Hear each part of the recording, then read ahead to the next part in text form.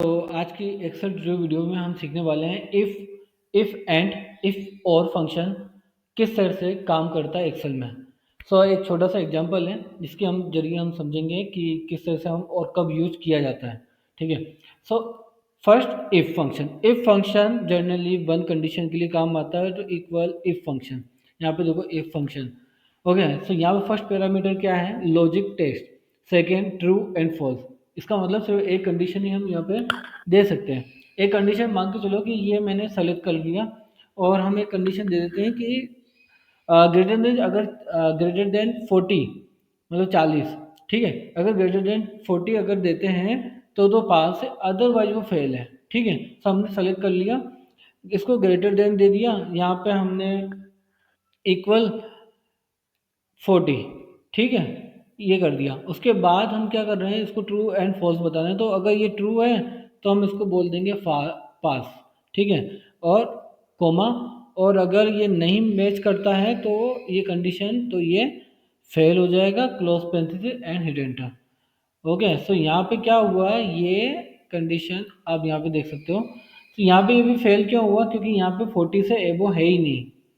ठीक है, इसलिए ये फेल बता रहा है यहाँ पे।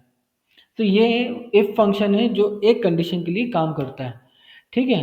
अब बात आती है इफ के साथ में एंड फंक्शन किस तरह से यूज होता है।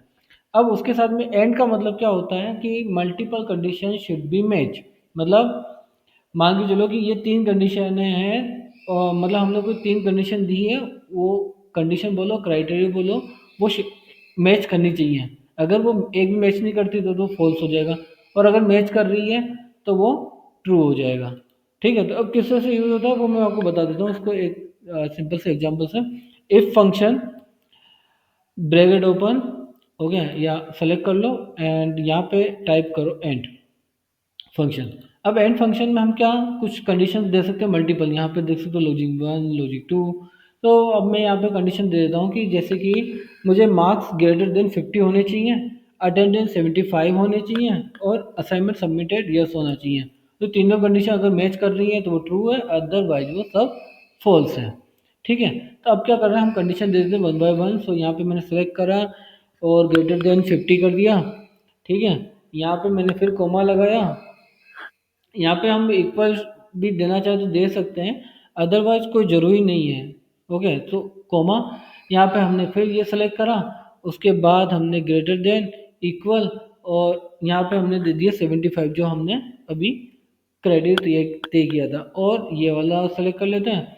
और उसके बाद हम इक्वल, क्योंकि ये अब ये ध्यान रखिएगा कि अगर नंबर है तो हम ग्रेटर देन का साइन लगाते हैं, अगर टेक्स्ट है तो सिर्फ इक्वल लगेगा, इक्वल का साइन लगेगा। ठीक है। तो यहाँ पे मैंने डबल कोटेशन में ये यस का टाइप कर दिया, और ये मैंने सारी कंडीशन यहाँ पे एंड फंक्शन में दे दी। ठीक है। अब कोमा, अब क्या करना है मुझे, इसको ट्रू फॉल्स में करना है। तो अगर ये तीनों चीज़ें मैच कर रही है तो यहाँ पे ये एलिजिबल हो जाएगा। तो मैंने यहाँ पे ये डबल कोटेशन में, अदरवाइज वो नॉट एलिजिबल। ठीक है। और ये हो गया डन। तो यहाँ पे आप देख सकते हो कि आप मतलब पता कर सकते हो कि कौन एलिजिबल है और कौन नहीं है। और उसको क्रॉस चेक करना है तो यहाँ पे देख लो नॉन एलिजिबल दिखा रहा है। तो यहाँ पे क्या मतलब है कि इसका मतलब हमने यहाँ पे 50 एबो बताया था, तो 50 एबो तो है ही नहीं है, 75 है, और असाइनमेंट भी है। तो यहाँ पे क्या हो रहा है कि कंडीशन मैच नहीं कर रही तीनों, इसलिए ये नॉट एलिजिबल बता रहा है, और यहाँ पे ये मैच कर रही है। और लास्ट में हम ये समझ लेते हैं इफ़ एंड और फंक्शन किस तरह से काम करता है। और का मतलब optional, at least the one condition should be match. ठीक है। सो यहाँ पे हम कंडीशन दे लेते हैं, या तो 50% से कम मार्क्स हो, या 70% से अटेंडेंस कम हो, दोनों में से कोई एक मैच होना चाहिए। ठीक है।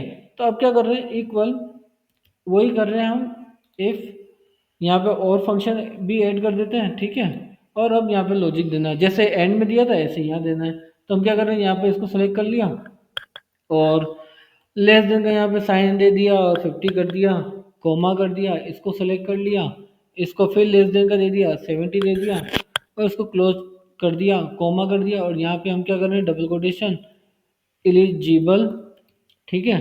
अरे या एलिजिबल नहीं तो यहाँ पे और कुछ दे देते हैं, क्योंकि हमें तो कुछ अटेंशन टाइप का देना है, तो यहाँ पे हम कर देते हैं नीड्स अटेंशन, ठीक है, नीड अटेंशन, ठीक है। और अदरवाइज ओके, ठीक है, तो ये कर दिया, close parenthesis and hit enter. तो यहाँ पे तो ये ओके बता रहा है, बाकी में नीड अटेंशन बता रहा है। तो ओके क्यों? क्योंकि 70% या हम 50% से लेस देन हो या फिर हो, तो यहाँ पे ओके बता रहा है। अदरवाइज यहाँ पे अब देखो लेस देन 50 से कम है, तो यहाँ पे इसने नीड अटेंशन बता दिया है, ठीक है।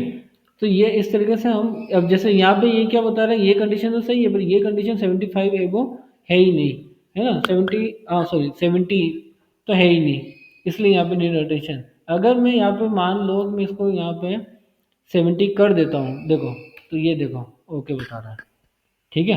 तो इस तरीके से हम इफ एंड और फंक्शन को एक्सेल में यूज करते हैं।